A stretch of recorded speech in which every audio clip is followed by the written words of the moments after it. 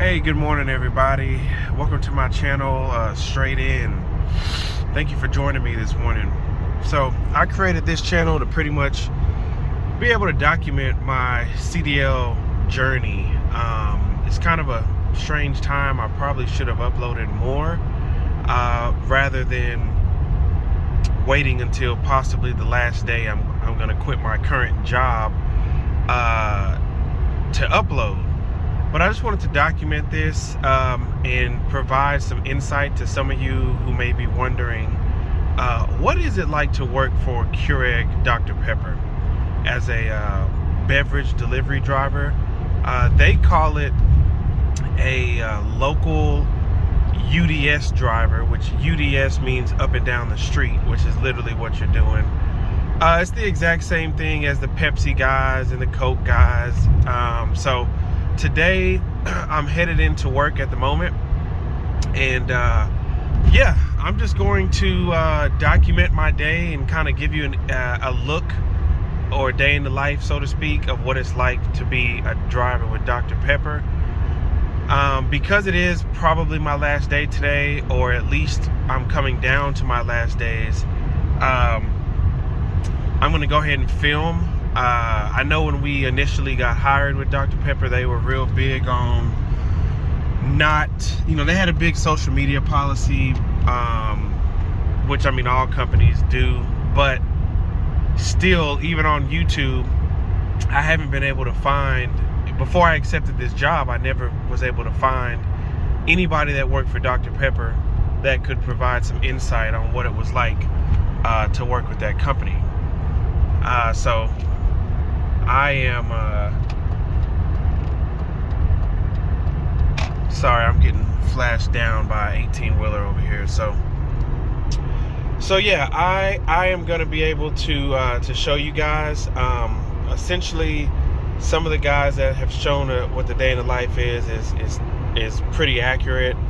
Right now, I'm working out of the Irving, Texas plant, and the shifts are supposed to start at 5 a.m. Right now, as you can see, 3:48 a.m. Essentially, I live about 38 minutes from the facility. I've been at Dr. Pepper for a little over a month. I started on May 1st of this year, after getting my CDL in March of 2023. I also have all my endorsements as well, and I got my CDL in hopes to drive or haul fuel or some kind of tanker position. I never intended to do any kind of touch freight, and I had a fear that I was going to have to start in the beverage or food delivery industry in order to get some experience, which I've done, and that's ended up what happened. But Dr. Pepper's been interesting, man. I'll tell you just a quick backstory, and then I'll roll to some footage of when I actually get to the plant, the truck, and then some images throughout the day later. But Dr. Pepper's been pretty interesting, man. It's I come from a corporate background, so I was an insurance adjuster, and I've been an insurance adjuster. I'm still technically licensed, but I've been an insurance adjuster for about 9 years. I mean, I've worked for Farmers, Progressive, Liberty Mutual, started at Enterprise Rent-A-Car, and that's been the majority of my experience in corporate America, which I'm not sure if Dr. Pepper really qualifies. I mean, I guess it all technically does, but in corporate America, in a traditional sense, you get breaks, you get, obviously time off. You don't work more than 40 hours a week. There's a focus on work-life balance. There's probably a little bit more organization. So that's been my experience, just to kind of give a little context. I have a college degree, not that matters, but I haven't worked in manual labor jobs by choice, probably since I was, 15, 16. Or if I'm just working on the car or something, I have no problem doing it. But this is a pretty physical job, and the recruiter doesn't really tell you how physical it is. But one of my main, I guess, gripes with this particular plant in Irving is it's just disorganized, man. And I'm not going to be on here bashing Dr. Pepper too much, because at the end of the day, I am grateful for the opportunity that they gave me to gain some experience driving commercial vehicles. Although I will say, I got my CDL to drive, tractor trailer combination, and it's so selective on whether or not you're going to actually be in a tractor trailer for your route that day. They do fluctuate between the Class B vehicles, straight trucks, and the Class A tractor trailers, purely because they have more Class B trucks than they have Class A. But yeah, just kind of back on topic. With that said, and having that corporate background, it's been kind of hard for me to adjust to the demands of basically the 24/7 production style work environment. There's a lot of disorganization in management. There's miscommunication between management and the warehouse, which causes hell for the drivers. And just one example of that would be, for instance, yesterday I get in, I check the documents. They call it a seal log, so that you know which route you're running and which truck you're going to be driving for the day. And the warehouse had completely loaded a different route on the truck that was assigned to me for the day. So it just creates delays and headaches in the morning. And a big frustration with the job, and it's probably my personality, is that every day is chaotic. There's not one day since I've been here for the past month that has ran smooth. Every day I get up super early to try to get back home to my family, and every single day has been chaotic. From the time you clock in, and I'm going to show you guys when I get to the plant how much walking that there is from the point that you clock in to the point you actually get to your truck. But you have to, you have to clock in and then walk down a long tunnel to pick up your dolly, to then go to a little driver's hub or whatever you want to call it, to get your stuff, your printer, your phone, your route. Then you got to walk back to a board to get the keys that are assigned to that specific truck. And then you got to walk to the truck and then double check that it's indeed the right truck. And if it's not the right truck, then you got to walk back again to figure out where the truck is. So it's a lot of walking. So you're going to spend at least 45 minutes, 30 to 45 minutes just walking the yard, making sure that you have the right truck. Then you got to get to security to check it out, to make sure that the seal on the back doors haven't been compromised, and just to make sure that all the product for your route is in the truck, and that you didn't load anything extra or steal any extra pallets. So it's just a long process, man. And for me, there's a lot of opportunities that they as a company have if they just spent a little bit more money in technology to get organized. Drivers should not have to be waiting 45 minutes, walking 45 minutes to be able to track down a truck to start their day. When we get there, the truck should be loaded correctly in the correct place and ready to go. So that's just one of my issues. So the scheduling too. They talk about. Oh, sorry about that. They talk about the route starts between 4 and 5, or really 5 a.m. until the route's finished.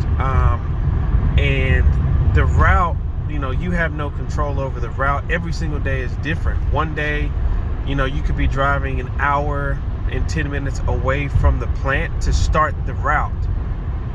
So just imagine, that's 2.5 hours of drive time plus a 10-hour route. So, I've been working at least 12 to 14-hour days, and you're not supposed to go over 16. And really, they want you. The company policy that's written is not to go over 12, but guys go over 12 all day, and management doesn't seem to really care. I have heard that if you go over your 60 hours, you get written up, and then they'll blame you for going over your 60 hours because they don't have any technology that tracks or flags the drivers to kind of help and say, hey, you're approaching your maximum 60 hours for the week. So that's another issue that can be resolved with a simple application.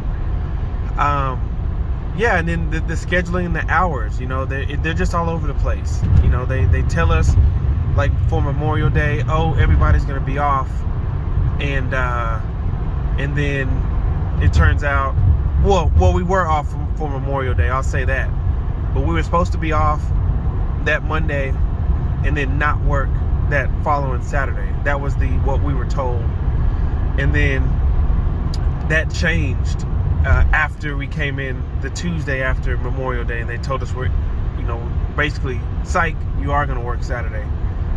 And it was hell. It was hell for me. I mean, I didn't expect to be working basically a full day on Saturday. But man, I worked at least 12 or 13 hours that day. And it's just something that I'm having a hard time getting used to. Now, I will say that the pay has been good. I mean, they start you out at $26.78 an hour plus overtime. After 6 months, which I haven't gotten to, you'll go up to $28 and I think 22 cents an hour, plus overtime. So right now, my highest check, I've worked 55 hours and it was about $1,900 gross and about $1,400 take home. So it's definitely more than I made in my insurance career over a week, on a weekly basis. I mean, the most I ever made as an insurance adjuster was $69,500. So I'm on pace I would be on pace to make more than that yearly for sure, but man, you are going to work. So you'll see exactly what I'm talking about. This is going to be a long video because as I said, I believe today's going to be my last day. I am going to put in work today. I don't believe in just, calling in, no call, no show. But I also don't believe in giving a 2-week notice when, your offer letter tells you straight up that employment is at will, both on your behalf and the employer's behalf. You can be terminated for any reason at any time. Therefore, you can quit at any reason at any time. So that's how I feel. And because I don't have any camaraderie built here, I've only been here for, like I said, a month. I really don't have any ill regard to give in just, basically the 1-day notice.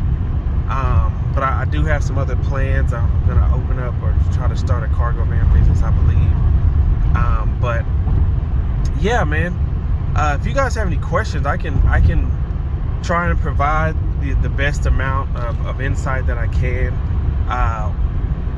But again, I've only been doing the job for a month and a half. Actually, not even a month and a half, but more than a month. So check back in with me. I will. I'm gonna pick up recording once I get closer to the plant, and then as I'm kind of following the process, getting my dolly, getting the truck, and the checkout. All right. Beautiful downtown Dallas. It's 4 a.m. Just glowing, looking good.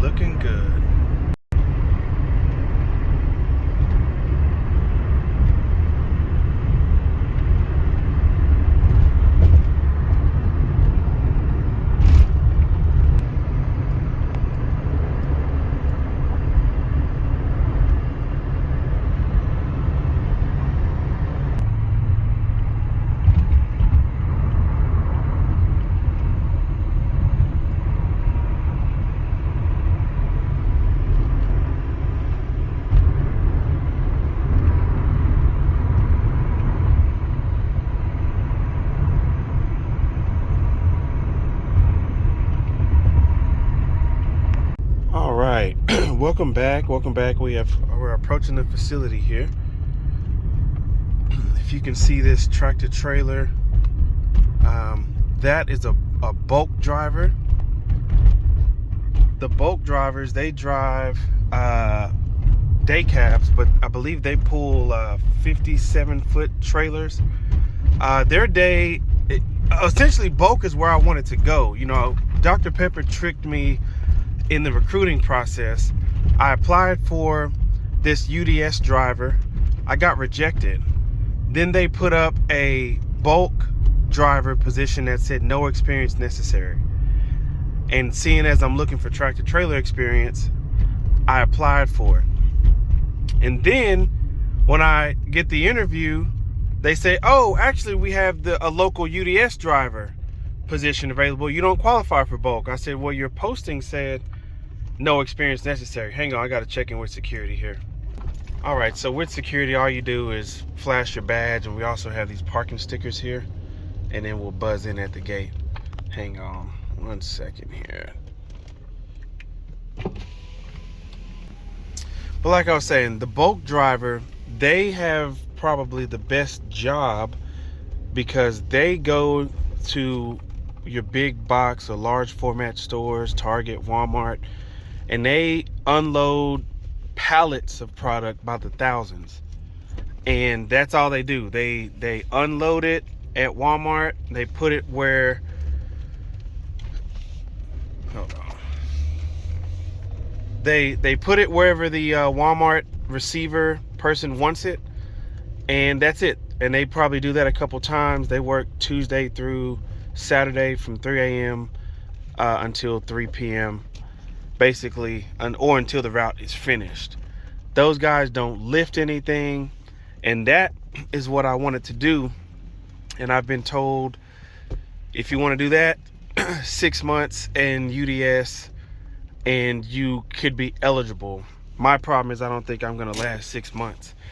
But yeah, those guys, that's the best job here, because I don't have to do any actual manual labor. But I'll be stopping the video here, and I gotta check in, and then I will pick back up as I kind of walk down my tunnel there. That's the bulk drivers there. That's the buzz in here. Pause it.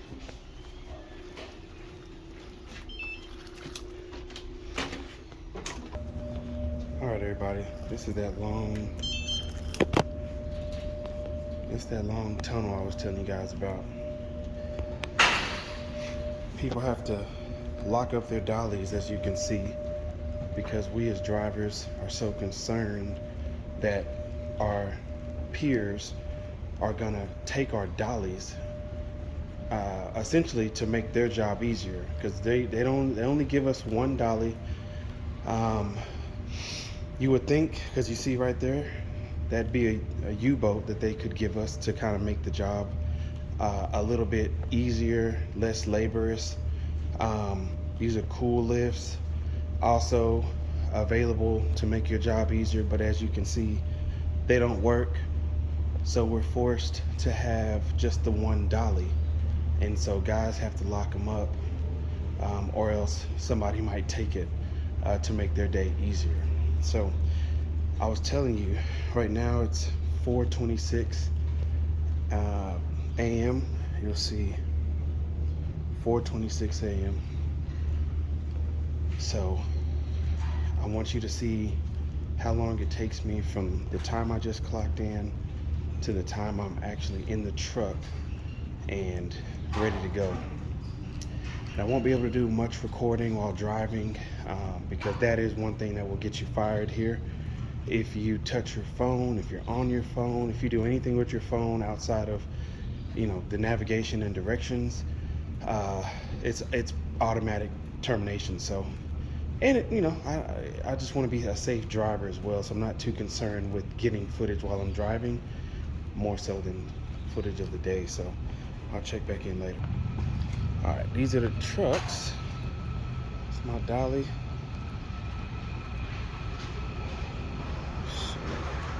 There's the dolly. This is our little driver's hub, I guess. This is where we get all our information for the day. That's the warehouse behind us. All right, guys, so I finally found the keys to my truck, but based on the seal log, there's not gonna be an electric jack in there. And this has been a problem for the last, basically this entire week, is I have not had an electric jack in my truck loaded by the warehouse. So you'll see when I get to the gate, you gotta then walk back around to find an electric jack, and they're all dead. So then you end up wasting time either trying to charge it or trying to carry a dead jack with you. So right now I'm just looking for my truck. I'm gonna be in a box truck today. You see how that's an M, and then the D's are the tractor trailers. The M's, hold on, into one. So I'll check back in. I just want to check back in with you guys. I just told you right now I clocked in at 4:22. It is 4:40. I had to walk around the whole freaking lot to find my truck. I finally found it. So I'm gonna get pre-tripped and hopefully, I'm gonna get pre-tripped and hopefully get out the gate, which is over there. And I'll show you what time it is by the time I finally get out that gate. Show you a little bit about the app here that they have. Just check out, and then you gotta put into your seal number in. All right, let me just get our seal number off our tag here, which will be, and look at that, it's already loose. 4233, which was the seal number from yesterday. I hope I don't run into any issues. Got a green check. Done.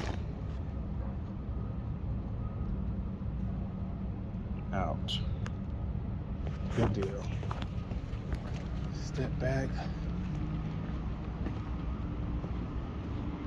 Make sure our flashes are working. And we will do our pre-trip.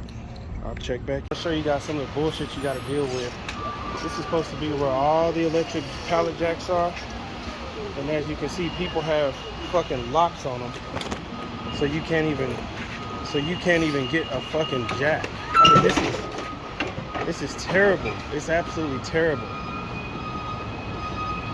They got shit locked up. This bitch don't even have a extension cord, low battery. But this is inside, but I gotta get going. I will say, based on what I have in the truck so far, doesn't look like it's gonna be too heavy of a day. I think it's 289 cases, so should be done pretty early. Check your trucks out, man. Some of these drivers, they just jump right in. They don't do any pre-trip.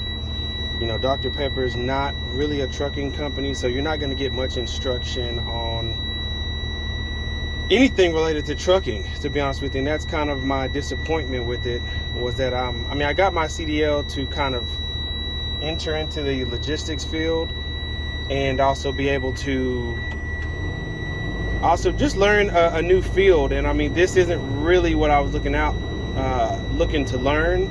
I mean, this is a great place to start if you want to get some experience. But I would probably say not to stay too long, especially if you have bigger goals that you'd like to get to. Check that.